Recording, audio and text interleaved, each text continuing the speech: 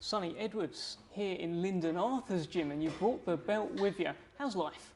Yeah, it's definitely had worse periods of time. Definitely, yeah, it's going well, and with England winning as well yesterday.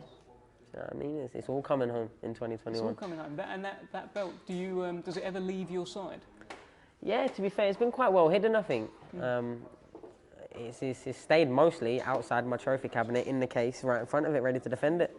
Until it gets retired, I can't celebrate it too much. You know what I mean? So the hard work starts now. Unless I get asked explicitly, bring the belt or would you bring the belt, it stays at home. I'm not one of those that are sort of dragging it to every show. But you know what?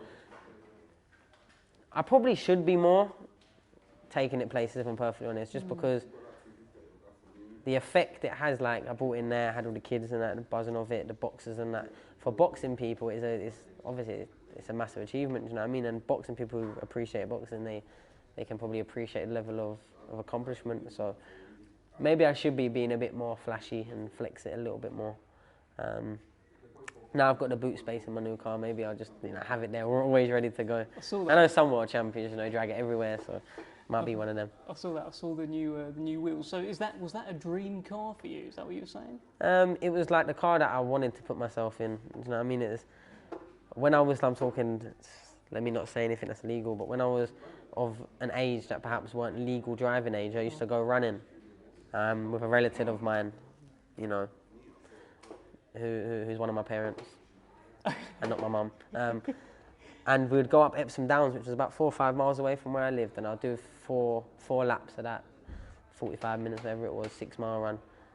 And then he'd let me jump in the X5, his car, and drive it back. Do you know what I mean? So it was like the car that I learnt to drive in first. Wow. Was an X5, and then obviously from that, I did all my lessons in proper cars and like proper first learner cars and whatnot. But it was always the one I thought, now when I get up a little bit, that's the car I want. I think it was just one of them. I always was heading in that direction. I was in my 1 Series before, and I was happy with that. But my eldest son's too big now, so even when my seat's forward, his feet are on the back of my seats, and I couldn't have that no more.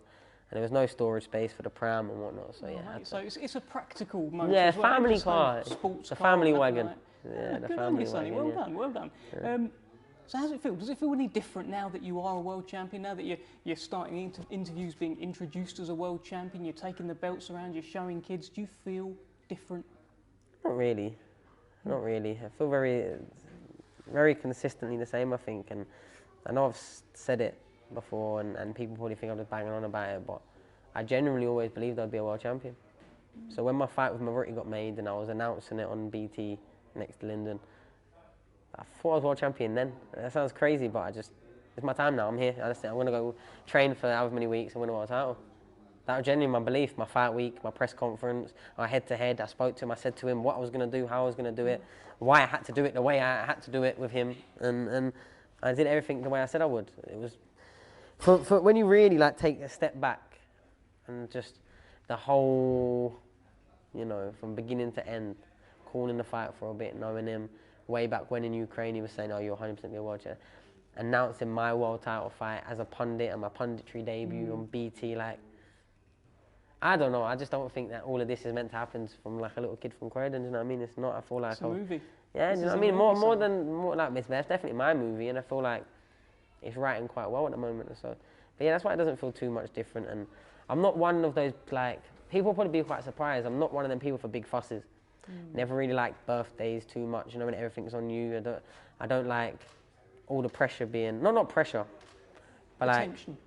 Attention, and because a lot of it for a certain degree is kind of flattery, and that's probably why. I like people just keeping it real, keeping it 100 and moving, and obviously it's very easy now to be complimentary of my career.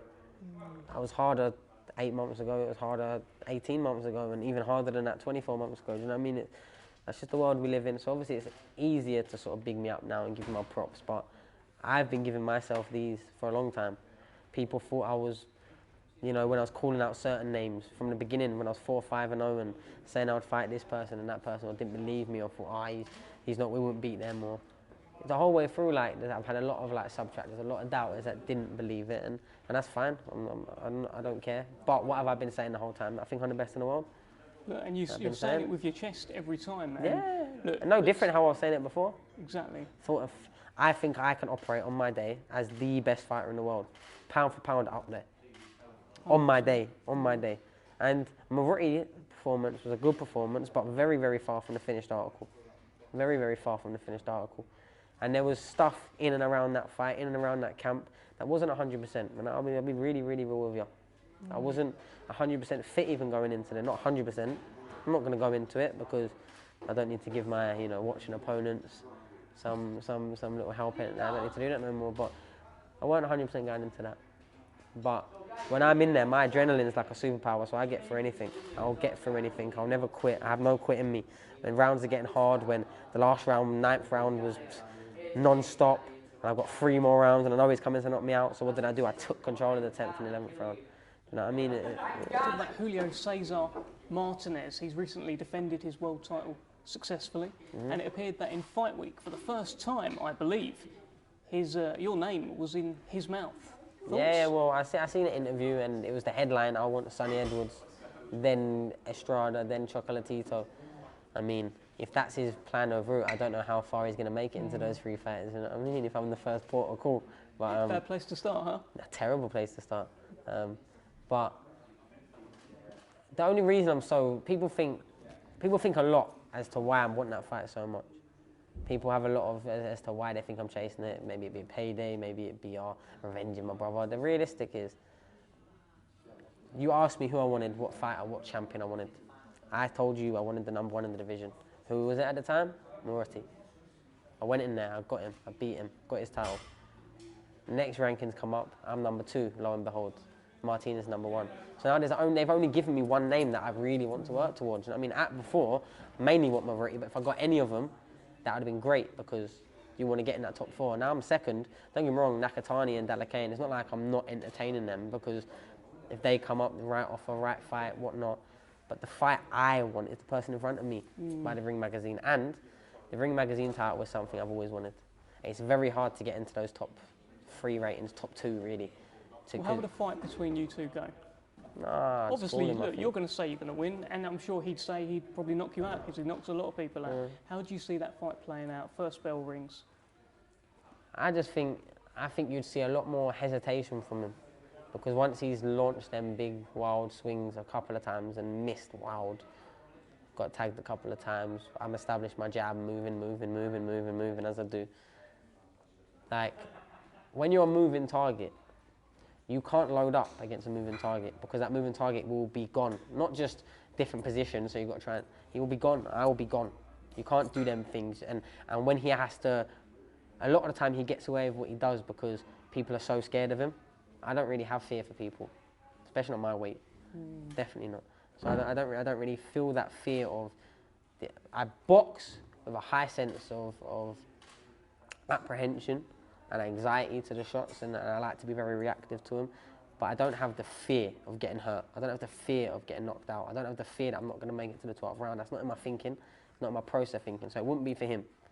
And I don't think he's ever outscoring me, and he would have to, like Moretti, he'd have to knock me out to beat me. I showed that against Moretti. That is a very, very, very hard task to do. Moretti did catch me clean a fair few times. Shots where he's catching other people clean, not knocking them out either with that shot, but what he's then doing is building on it and like drowning them in his work. With me, he couldn't ever do that because you have a bit of success, I'm taking it away. You're not getting that next bit. But with Martinez, I just think he's very strong, very powerful, very wild, very aggressive, good at what he does. But there's a lot of holes and a lot of flaws in his performance. And I think, even though now he's mentioned it, I just don't think they would be in a rush to put Martinez anywhere near me. Just like other fighters in the division, because I'm one of them fighters probably that I'm very, very hard to look good against. And the best case scenario is you knock me out, when really they could get someone that they're probably going to knock out, and that's going to be the best case scenario anyway, do you know what I mean? When with me it's like, okay, we're going to have to knock him out, or if anything but that, we're going to have to chase him down and pin him down, and it's a problem that a lot of people don't want to find out if they've got the facilities to solve. Do you know what I mean? You're going to be a very difficult man to beat. And speaking of difficult men to beat, you are here today to support your pal, your twin, I think you call yourself, Lyndon Arthur. Tell us about how good he is. Tell us about why you're here banging the drum for Lyndon Arthur. I'm here banging the drum because I feel like at times someone needs to, especially for him. He's very kind of, he's low key. He's chilled. He's so, chilled. he's so relaxed. Shouting, is he? Yeah, but he's so, do you know what I mean? He's so laid back. He might as well be laying down. Do you know what I mean? He's always been that way, Lyndon. He's cool, he's calm, he's collected. But what he hasn't got grasp at probably is perhaps speaking when perhaps you're not best pleased, best happy. And in this boxing world, I think, especially once you, don't get me wrong, you have to be a yes man to a certain degree to get the platform. But once you've got the platform, you've arrived now, you've got to, you know, make people, you're getting what's right by you. Not asking for too much, not wanting the world, the stars and the moon above it. Get what's right by you, do you know what I mean? And that's why I'm here banging the drum. I always will, always support my own. Tell us how good he is, Sonny. He's a great fighter. He's a great fighter. He's got a phenomenal, world-class jab. I mean, that's the one thing that people have picked and studied and looked at from when watching Lyndon. It's the jab is the next thing that usually comes with it. I've had people that barely watch boxing tuned into that one, like, wow, what a jab. Oh, he's killing him with a jab, do you know what I mean? And then there's like, anytime I go to sort of any social thing, a lot of people bring up that fight. It was a big fight that reverberated way past just the casual boxing fan. It really did. That one caught the imagination, and like a new star was kind of born in that one because people got the first real insight to Lyndon's personality, his character, to a certain degree.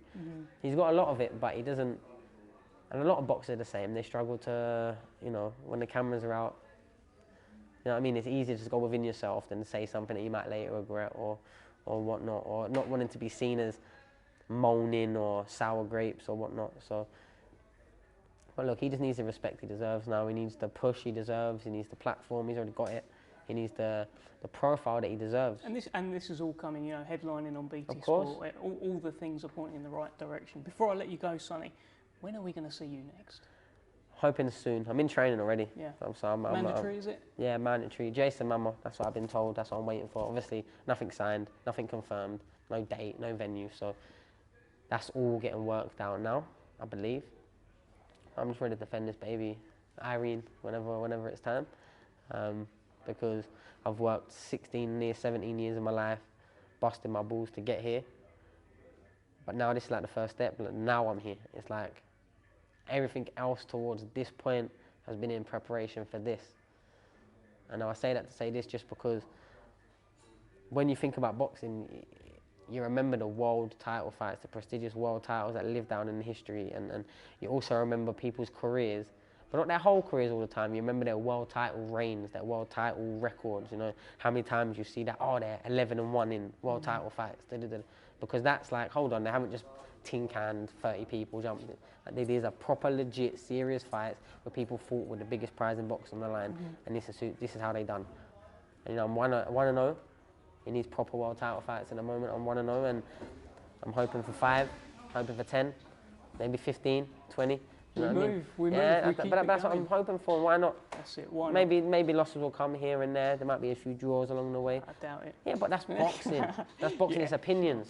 Yeah. And I might think I've got out of the ring every single time and won a fight. I never got out of the ring as an amateur and ever really believed I lost the fight. Clear. It was like, oh, I thought I won that, but it is what it is. You know what I mean? Well, you're and the here same now. as a pro. You're here now. We see you. We see the belt, and now you're going to be speaking to BT Sport, who are patiently waiting. Oh, Sonny, yeah. lovely to speak to you as always, and we'll see you soon.